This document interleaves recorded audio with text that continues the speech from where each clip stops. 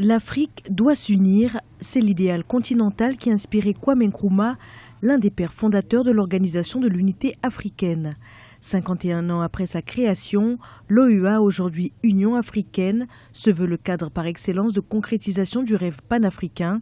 Pour Edem Kodjo, ancien secrétaire général de l'OUA, l'unité du continent est en marche.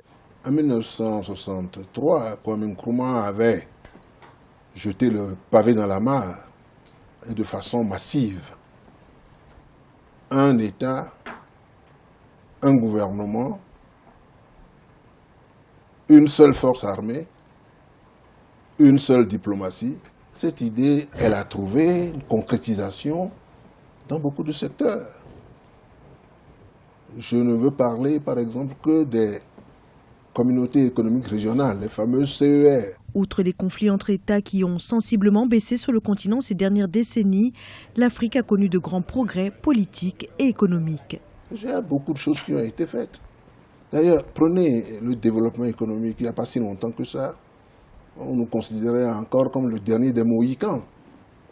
Aujourd'hui, tout le monde se précipite pour féliciter l'Afrique, ce continent qui a des taux de croissance entre 5 et 6%, quand les autres ont 0,1, 0,2 ou 1%. Des acquis dont la préservation et l'amélioration exigent la mise en œuvre de réelles politiques de lutte contre la pauvreté. Les efforts soutenus à travers le continent ont sensiblement amélioré les indicateurs du développement.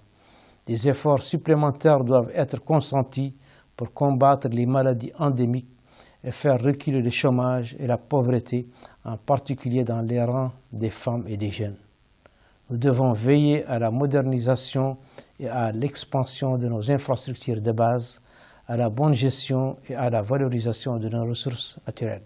La célébration ce 25 mai du 51e anniversaire de la création de l'OUA rappelle plus que jamais aux dirigeants africains les défis politiques qu'ils doivent relever pour faire de l'Afrique un continent résolument présent sur la scène internationale.